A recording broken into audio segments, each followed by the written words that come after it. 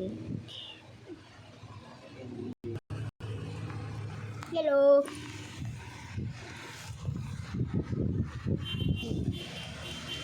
Ito po yung RC car namin. Check natin yung sa loob. Yung perf ay ito po yung shock. At saka ito yung sa loob. Ito po yung shock ko.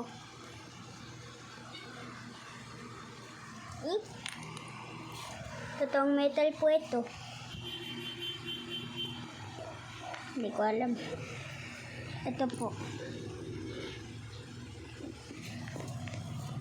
At saka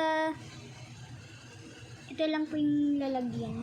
At saka po ito yung pang-ilaw. Second. Yung button. Ito po yung nakikita nyo po na yun. Ito po yun. Okay. Ito po. Pang-lock po ito. Kagaya nito, kagabit nyo po ganito.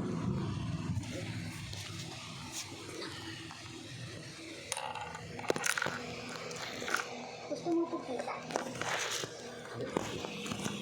Okay.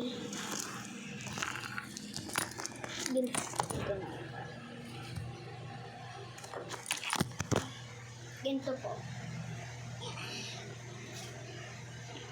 First, yung parang ito po.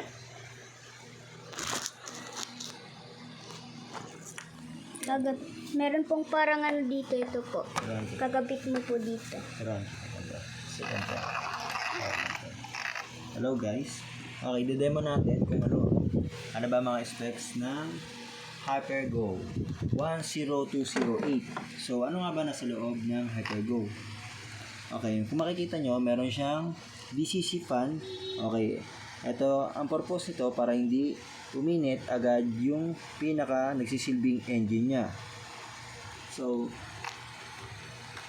bukod dyan, meron na rin siyang suspension na shock, metal oil filled shock. Kung makikita nyo, yung bounce niya, para hindi siya yung parang ordinary spring lang. So, dahil meron sa loob niya, ay meron din talagang nagpa-function na na oil, dahan-dahan siya nagbabounce. So, pwede siya sa mga rampahan, hindi siya madadamage agad. Sa mga gulong naman niya, ginamitan na rin siya ng mga totoong bearing. Kaya smooth yung mga ikot ng gulong niya. Okay. Dito naman, makikita nyo yung 100A ESC niya. Sa harapan naman, meron naman siyang steering servo. Sa harapan na metal na rin. Okay, kung titingnan naman yung sa pinaka body niya, meron na rin siya mga support na pinaka solid para metal na yung pinaka brace ng body niya. Okay. Sa battery naman niya, ginagamitan siya ng TX60 5000 mAh 3S 35C.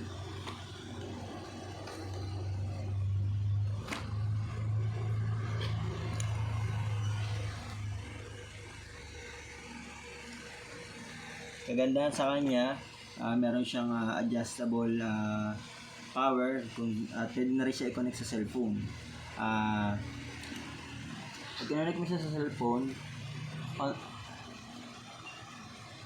ano nga ba yun? Parang